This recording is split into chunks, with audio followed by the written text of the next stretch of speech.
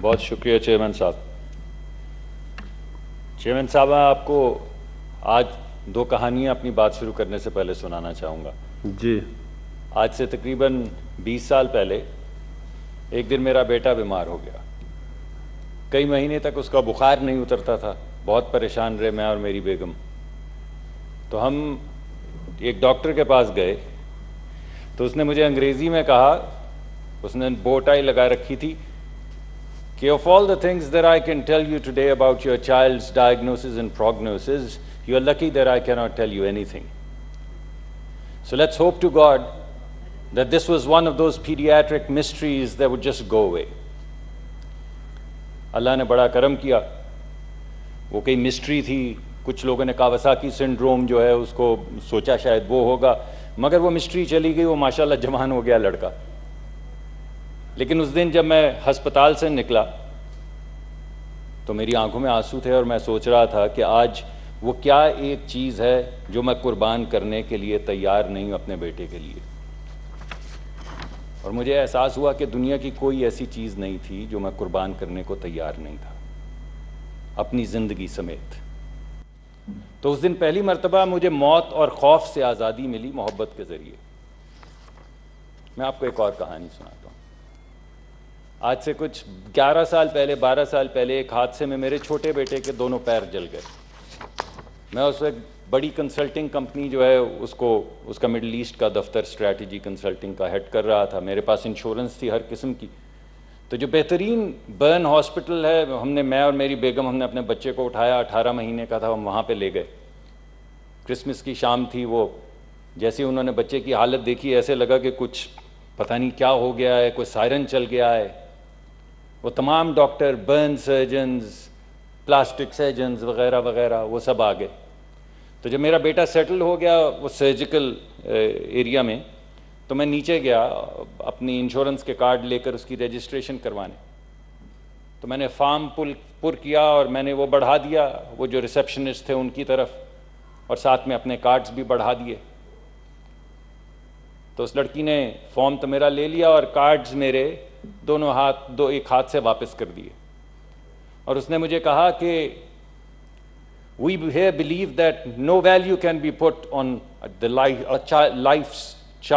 of a child, so we put none. तो मैं बहुत परेशान हुआ। मैंने इसरार किया कि मैं इस इंश्योरेंस के पैसे देता हूँ, हम ये कर सकते हैं अफोर्ड, आप खुदा के वास्ते ये पैसे ले लें और किसी गरीब बच्चे की मदद कर दीजिएगा जिसके पास पैसे नहीं होंगे। तो उन्होंने कहा कि हमने आपको अभी बताया है कि हम ज़िंदगी की कीमत नहीं लगाते क्योंकि ज़िंदगी बेशकीमत है, और हमारे पास बहुत से मुखय्यर हजरात हैं जो इस अस्पताल को $30 मिलियन से चलाते हैं। हमें किसी के पैसे की ज़रूरत नहीं। दुनिया में किसी भी जगह से कोई भी बर्न विक्टिम आएगा तो हम उसको ट्रीट करेंगे, आप अपनी ये ले जाइए। जब मैंने इसरार किया तो उन्होंने कहा कि doctor, if you want to serve and pay back, go do public service और वर्क फॉर अ चैरिटी। तो आज जो मैं आपके सामने खड़ा हूं उसकी एक बड़ी वजह वो पे बैक है। तो आज ये दोनों चीज़ें मैं आपके सामने लेकर हाजिर हुआ हूं। दोनों सवालात मैं आपके ज़रिए इस पार्लिमान के इस हाउस के आगे पेश करता हूं कि वो क्या चीज़ है, एक आपकी ज़िंदगी समेत, जो आप अपने बच्चे की ज़िंदगी बचाने के लिए इस वक्त कुर्बान नहीं करेंगे। और दूसरा सवाल जो चेयरमैन साहब मैं आपके तवस्सुत से पेश करना चाहता हूं वो ये है कि वो क्या कीमत है ज़िंदगी की जो आप आज लगाएंगे। और मैं सोचता हूं ये वो डॉक्टर की चाहे एम्बुलेंस हो जो 3-4, उसकी बेगम हो जिसकी आंखों में आंसू, जो 3-4 घंटे ढूंढती रही वेंटिलेटर, एक अस्पताल, दूसरा अस्पताल, तीसरा अस्पताल, वो भी यही कहती होगी कि मुझसे कुछ ले लो आज मगर मेरे खामन को बचा लो। मैं सोचता हूँ ये जो यंग डॉक्टर थी यहाँ पिम्स में, जिसको बग़ैर बाथरूम के बंद कर दिया गया और वो बार बार वीडियो बना के भेजती रही कि खुदारा मेरा एक छोटा बच्चा है, मैं घर नहीं जाना चाहती, मेरा बच्चा मर जाएगा। मुझे किसी ऐसी जगह पे जहाँ पे मैं डिग्निटी के साथ चंद घंटे चंद दिन गुजार सकूँ, कोई जगह दे दें तो वो भी यही सोचती होगी कि आज मैं अपने बच्चे को बचाने के लिए इस इनडिग्निटी का शिकार हो रही हूँ और तैयार हूँ, मरने के लिए भी शायद तैयार हूँ। 3 दिन से इन्फेक्शन के बावजूद मैं मरीज़ों को इन्फेक्ट भी कर रही हूँ और उनको शिफा भी दे रही हूँ, तो कोई तो मेरी मदद को आए, कोई प्रोटोकॉल, कोई असूल, कोई पॉलिसी। और मैं सोचता हूं कि वो बेशुमार लोग जो अपने बच्चों को उठाए फिर रहे हैं, जिनको रेस्पिरेशन बंद हो रही है, अपने वालदैन को लिए फिर रहे हैं, वो मुझसे मुख्तलिफ तो नहीं, आपसे भी मुख्तलिफ नहीं है। और अगर मैंने उस दिन ये कहा कि मैं अपनी जान भी देने को तैयार हूं, तो मुझे यकीन है कि वो भी सब अपनी जान देने को तैयार हैं। तो सवाल ये पैदा होता है कि हमारी पॉलिसी उनकी जान लेने को क्यों मुसर है। इस वक्त हमारी पॉलिसी क्या है? हमारी पॉलिसी ये है चेयरमैन साहब कि हम लॉकडाउन को खोले देते हैं क्योंकि हमारी हुकूमत भूख और मौत की तकरार कर रही है। ये भूख और मौत की तकरार चेयरमैन साहब हुकूमतों का काम नहीं होता। हुकूमत का काम होता है भूख के खिलाफ एक मौसर प्लान देना और मौत के खिलाफ एक मौसर प्लान देना। ये तकरार जो हम सुनने को आती है कि मौत या भूख, ये चेयरमैन साहब हुकूमत का काम नहीं। हमारे यहां इस वक्त जो पॉलिसी है, हम अगरचे इसको ये नहीं कहते, मगर जब हम लॉकडाउन हटाते हैं तो हम हर्ड इम्यूनिटी की तरफ जा रहे हैं। हर्ड इम्यूनिटी का मतलब ये है चेयरमैन साहब कि जब 60-70% लोगों को ये इन्फेक्शन हो जाएगी, जिसको मरना है वो मर जाएगा और जिसको बचना है वो बच जाएगा। उसमें जब इम्यूनिटी होगी तो जो बच जाएंगे वो मईशत का पहिया चलाएंगे। लेकिन जो बात हमें नहीं बताई जा रही वो ये है कि कब्रिस्तान की कोई मईशत नहीं होती। जब लोगों को इन्फेक्शन होगी और पूरी दुनिया में जब लोगों को इन्फेक्शन होती है तो वो मरते हैं। तो आप मुझे बताइए चेयरमैन साहब कि पाकिस्तान में क्यों लोग नहीं मरेंगे भाई?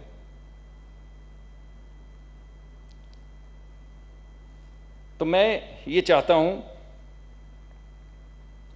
कि हम आज हुकूमत का हाथ मजबूत करें।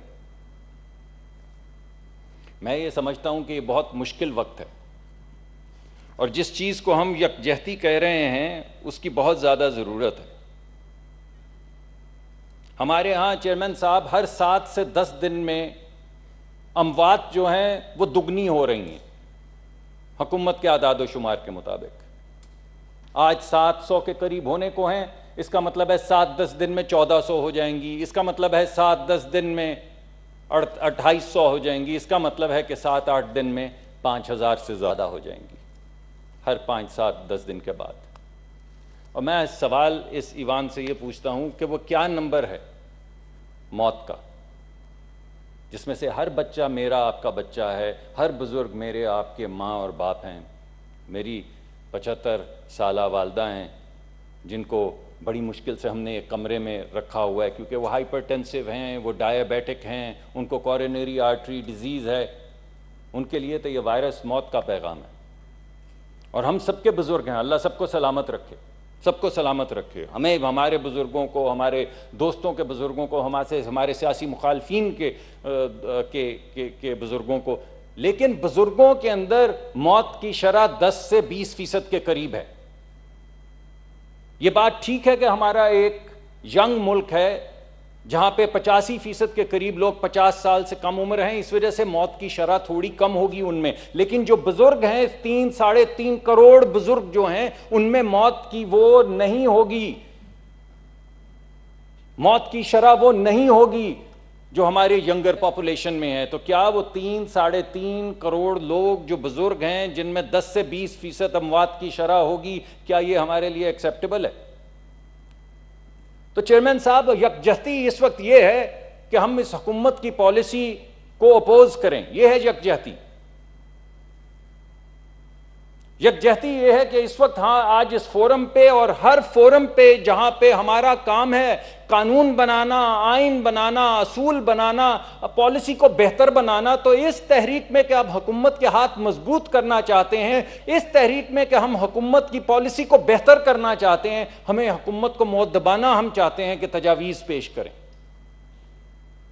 चेयरमैन साहब, ये मुल्क पाकिस्तान मुस्लिम लीग का नहीं है, ये पाकिस्तान पीपल्स पार्टी का भी नहीं है, ये पीटीआई का भी नहीं है, ये मिल्ली अवामी पार्टी का भी नहीं है, जमात इस्लामी का भी नहीं है, जेयूआईएफ का भी नहीं, ये पाकिस्तानियों का मुल्क है। ये पंजाबी का, सिंधी का, बलोची का, पठान का, बल्ती का, कश्मीरी का मुल्क नहीं, ये पाकिस्तानियों का मुल्क है। ये किसी गरीब का, अमीर का, मजदूर का, सरमायादार का, लिखारी का, दानिश्वर का मुल्क नहीं है, ये पाकिस्तान का मुल्क है, तमाम पाकिस्तानियों का मुल्क है। इस वजह से हम सबको एक पॉलिसी, मौसर पॉलिसी बनानी होगी और मौसर पॉलिसी के खदोखाल आपके सामने पेश, आपके तवस्सुत से हुकूमत को पेश करने होंगे। जो रिकमेंडेशंस हम पेश करना चाहते हैं, मौसर रिकमेंडेशन, स्पेसिफिक रिकमेंडेशंस, वो ये हैं कि एक मौसर लॉकडाउन ईद के बाद तक किया जाए। मौसर लॉकडाउन, ऐसा लॉकडाउन जो पहले 1.5-2 हफ्ते किया गया था और इसी हुकूमत ने किया था और हमने तारीफ की थी हुकूमत की और हुकूमत के हाथ मजबूत किए थे। हम ये चाहते हैं कि उसी तरह का एक मौसर 4-6 हफ्ते का या 3-4 हफ्ते का लॉकडाउन किया जाए जिससे इस वायरस की कमर टूट जाए।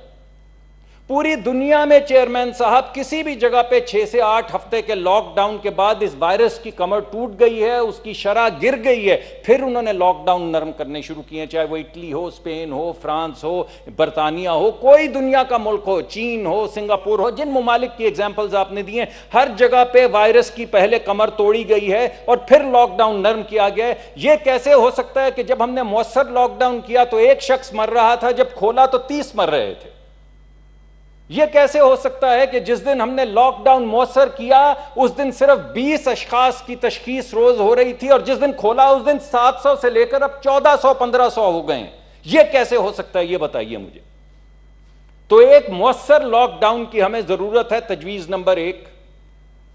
दूसरी तजवीज यह है कि अब से लेके ईद तक का जो वक्त है उसमें पाकिस्तान, और मुझे मालूम है कुछ काम ये सेंट्रल कंट्रोल कर रही है और बहुत अच्छा काम कर रही है, हम मोतरफ हैं उसके, कि पूरे मुल्क को वार्ड्स के अंदर या यूनियन काउंसिल्स के अंदर तकसीम किया जाए और इस वक्त का फायदा उठाते हुए वो लोग जिनको अंदर आसार बीमारी के हैं 100% उनको टेस्ट किया जाए और जिस जगह पे नहीं है बीमारी के आसार वहां पे सीरम टेस्टिंग की जाए, रैंडम सैंपल 100 से 200 लोगों का, इससे ज्यादा की जरूरत एक यूनियन काउंसिल में नहीं होगी।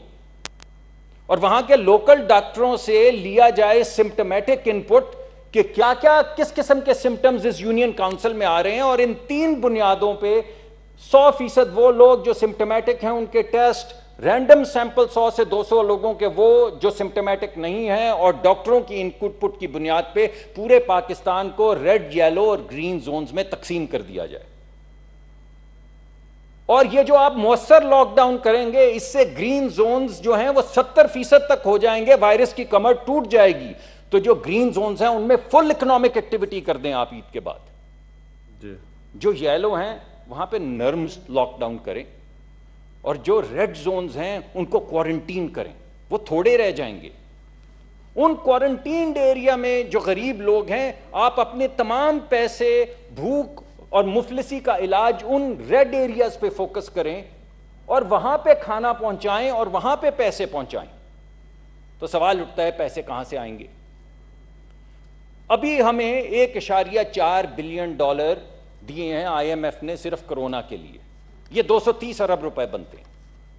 हमने 200-300, हम कह तो रहे हैं कि 1400 अरब, लेकिन 200-300-400 अरब तो हमने सिर्फ कंस्ट्रक्शन का पैकेज दे दिया, मैन्युफैक्चरर्स को पैकेज दे दिया, एक्सपोर्टर्स को पैकेज दे दिया, उनके पुराने जो पैसे आउटस्टैंडिंग थे 100 अरब के वो वापस कर दिए। अच्छा किया, लेकिन क्या ये वक्त ऐसा नहीं कि वही पैसे इस 230 अरब में डाल के गरीबों में बांट दिए जाते? हम इस बात के मोतरफ हैं कि एहसास प्रोग्राम या बिस प्रोग्राम को बढ़ाया गया है, हम इसकी तारीफ करते हैं, लेकिन ये जो इजाफी पैसे हैं इस हुकूमत के आदादो शुमार के मुताबिक इस वक्त 5 करोड़ लोग हैं, 20% जो गुर्बत की सतह से नीचे हैं। 20% लोगों को 1 महीना खाना खिलाने के लिए सिर्फ 500 अरब चाहिए, जिसमें से 230 अरब आपको IMF दे चुकी है और 300-400 अरब के आप पैकेजेस बना चुके हैं। तो खुदारा आप एक मौसर लॉकडाउन क्यों नहीं कर सकते? कल मैं एक टेलीविजन प्रोग्राम पे था तो उन्होंने मुझे एक टीचर की दास्तान सुनाई जिसने कहा कि उसने तंग आके सफेद पोश आदमी ने, वो किसी के सामने हाथ नहीं फैलाना चाहता था, उसने खुदकुशी कर ली। तो ये पार्लियामान का जो हाउस है, आज हम क्यों इस तरह की कानून साजी नहीं कर सकते कि वो तमाम प्राइवेट स्कूल जिन्होंने इतना ढेर पैसा कमाया है हमारे बच्चों से, वो किसी उस्ताद को ले ऑफ इस वक्त नहीं कर सकते। वो लोग जो पजेरोज और न जाने कौन कौन सी गाड़ियां चलाते हैं, सरमायादार हैं, इंडस्ट्रियलिस्ट हैं, अल्लाह उनको और तरक्की दे, अल्लाह उनको और पैसा देगी, मगर उन गाड़ियों की मौजूदगी में क्यों हम ऐसी कानून साजी 1-4 हफ्ते के लिए नहीं कर पाते कि उन सफेद पोश लोगों को इस वक्त ले ऑफ या नौकरी से बर्खास्त नहीं किया जा रहा। आपके जो मन में आए आप उन्हें दीजिए इंसेंटिव उसका टैक्स का, लेकिन वो किसी गरीब को इस वक्त ले ऑफ नहीं कर सकते, उसकी तनख्वाह नहीं रोक सकते। अगर आप किसी गरीब आदमी के लिए 500 अरब में एक मौसर लॉकडाउन कर सकते हैं, सफेद पोश के लिए हम आपके साथ हैं, आपके हाथ मजबूत करेंगे, कानून साजी कर सकते हैं, तो भाई फिर रोक काहे की है? ये भूख और मौत की तकरार काहे की है? तो मैं, अगर आपके तवस्सुत से, जी सर, जी मैं खत्म करता हूं सर जी, मैं आपके तवस्सुत से इस पार्लियामान के इस हाउस को ये कहूँगा कि आज आप जब कलम उठाएं, और चेयरमैन साहब आज जब आप कलम उठाएं, तो ये याद रखिएगा कि इसकी स्याही हरी भी हो सकती है और लाल भी। आज जिस कागज़ पे आप लोग दस्तखत करेंगे, जो भी रेजोल्यूशंस पास करेंगे, और हम कोई आप कमेटी बनाएं तो हाजिर हैं उन तमाम तजावीज़ की तफसीलात देने के लिए, आपके साथ दिन रात काम करने को। लेकिन जब आप कागज़ पे साइन करें तो ये आपके गुमान में होना चाहिए कि ये मौत का परवाना भी हो सकता है जो उस पर आप दस्तखत कर रहे हैं, और ये ज़िंदगी का पैगाम भी हो सकता है। तो इस वक्त जब आप कलम उठाएं तो बहुत एहतियात कीजिएगा। बहुत शुक्रिया। Thank you.